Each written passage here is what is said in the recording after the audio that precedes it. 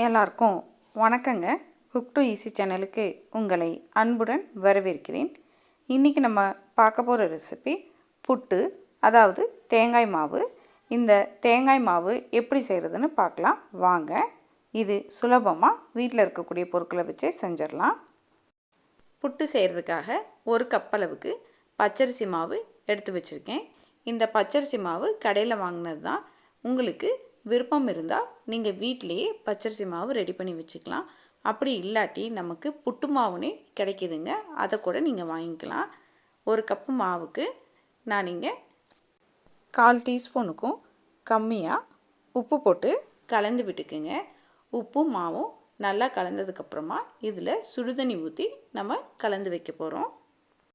அரிசி மாவையும் உப்பையும் நல்லா கலந்து வச்சதுக்கப்புறமா நம்ம நல்லா கொதிக்கிற தண்ணியை கொஞ்சம் கொஞ்சமாக ஊற்றி இந்த மாவை புட்டுக்காக ரெடி பண்ண போகிறோம்.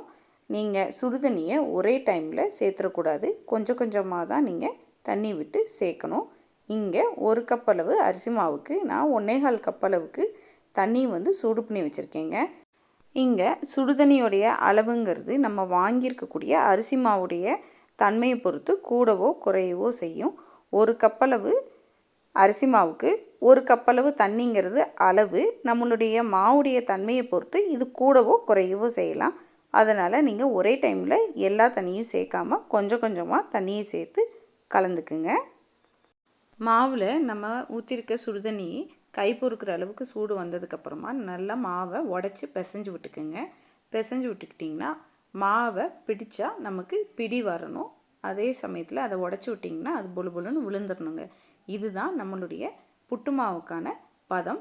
இப்போ இதை ஒரு மூடி போட்டு ஒரு 2லேருந்து 3 நிமிஷம் போல் அப்படியே விட்டுருங்க. இந்த டைமில் நம்ம புட்டு வேக வைக்கிறதுக்காக இட்லி குண்டால் சுடுதண்ணி வச்சு நம்ம தண்ணியை காய வச்சு எடுத்துக்கலாங்க. நல்லா தண்ணி காஞ்சதுக்கப்புறமா தான் நம்ம இட்லி தட்டை வச்சு நம்மளுடைய புட்டு மாவை அதில் சேர்க்க போகிறோம். என்னுடைய இட்லி சட்டி சின்னதாக இருக்கிறதுனால நான் உள்ளடுக்கு தட்டில் வச்சு வேக வைக்கிறேன். அப்போ எனக்கு சீக்கிரமாக வெந்துடும். பெரிய இட்லி சட்டியில் நீங்கள் வைக்கிறீங்கன்னா மேத்தட்டில் வச்சு வேக வச்சாலே போதும்.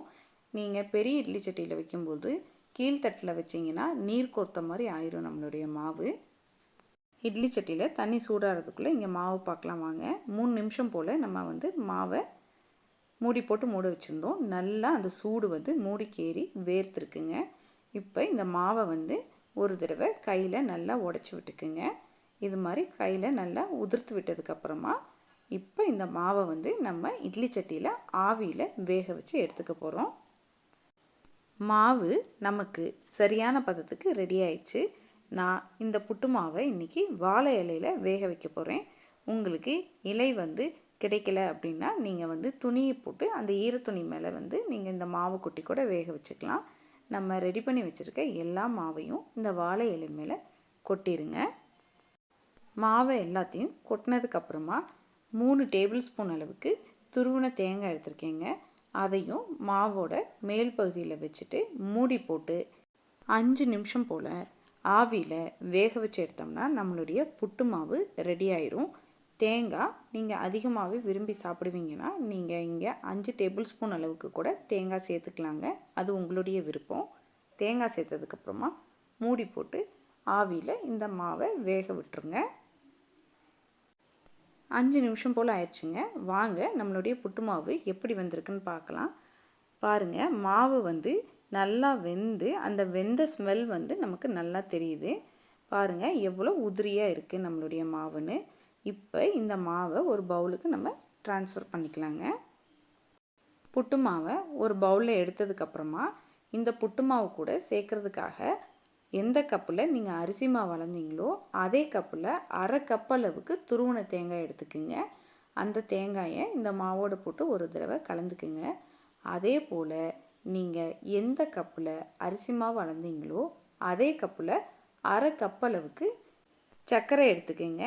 இங்கே நான் ப்ரௌன் சுகர் யூஸ் பண்ணுறேங்க. உங்களுக்கு விருப்பம் இல்லாட்டி நீங்கள் வெள்ளை சர்க்கரை கூட பயன்படுத்திக்கலாம். சிலர் வெல்லத்தை துருவி போட்டும் செய்வாங்க, அதுவும் இன்னும் ருசியாக இருக்கும். வெல்லத்தை காட்டிலும் நீங்கள் புட்டு மாவில் கருப்பட்டி சீவி போட்டு சாப்பிட்டீங்கன்னா இன்னுமே ருசி அருமையாக இருக்குங்க. அவ்வளவுதான். தேங்காயும் சர்க்கரையும் போட்டு நல்லா இந்த புட்டு மாவை கலந்து விட்டுருங்க. எல்லா பொருட்களும் நல்லா கலந்து வந்ததுக்கப்புறமா கடைசியாக அரை டேபிள் ஸ்பூன் அளவுக்கு நெய்யை இந்த சூடான புட்டு மாவில் போட்டு ஒரு முறை கலந்து எடுத்துட்டிங்கன்னா நம்மளுடைய புட்டு ரெடி ஆயிடுச்சுங்க. அவ்வளவுதான். இனிமேல் இந்த புட்டை நம்ம சாப்பிட வேண்டியது தான். இந்த புட்டை நம்ம மினிமம் 20 நிமிஷத்துக்குள்ளே நம்ம செஞ்சிடலாங்க. இந்த புட்டு சுவாமிக்கு படைக்கிறதுக்கு அருமையான நெய்வேத்தியங்க. இந்த சாமிக்கு தான் படைக்கணும்னு கிடையாது. எந்த சாமிக்குனாலும் இந்த புட்டை செஞ்சு நம்ம நெய்வேத்தியமாக படைக்கலாம். நீங்களும் ஒரு முறை இந்த புட்டை வீட்டில் ட்ரை பண்ணி பாருங்கள். உங்களுக்கு டேஸ்ட்டு கண்டிப்பாக பிடிக்குங்க. உங்களுக்கு இந்த ரெசிபி பிடிச்சிருந்தா குக் டு ஈஸி சேனலை லைக் பண்ணுங்கள், ஷேர் பண்ணுங்கள், கமெண்ட் பண்ணுங்கள். மறக்காமல் குக் டு ஈஸி சேனலை சப்ஸ்கிரைப் பண்ணிக்கோங்க. வணக்கங்க.